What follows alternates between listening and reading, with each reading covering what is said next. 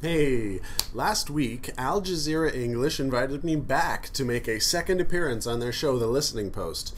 Back in April I talked about the Pennsylvania primary, and now I'll be back talking about Scott McClellan's book and the media support of the run-up to the war in Iraq. Here's what I sent them. There should be no surprise at the media's unwillingness to cop to its role in the selling of this war just because Scott McClellan wrote a book.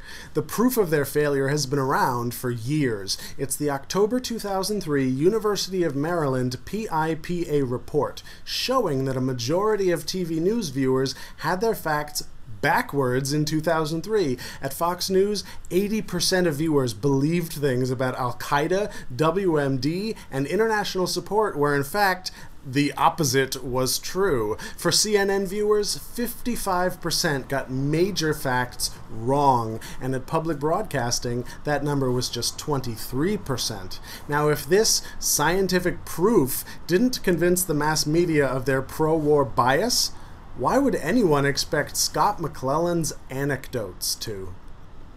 I want to add, and my roommate brought this up, she said, do you think that the 80% of Fox viewers who don't know the most basic facts about the war were already predisposed to be that way before they started watching Fox? And the Fox people just sort of drew that kind of person in. That would be, in technical terms, what's called correlation without causation. And my answer is no, not in this case, because these two traits, watching the news and knowing the news, are too closely linked to be separated. None of us knew the facts about WMD before the war. We all learned the same information, or should have learned the same information at the same time from our respective news sources.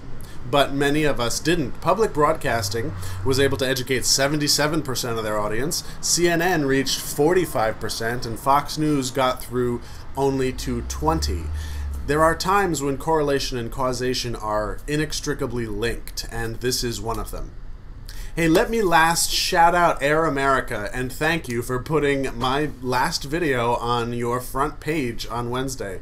It was a thrill to see my face right up on the front of Air America. That's all. I'll see you soon.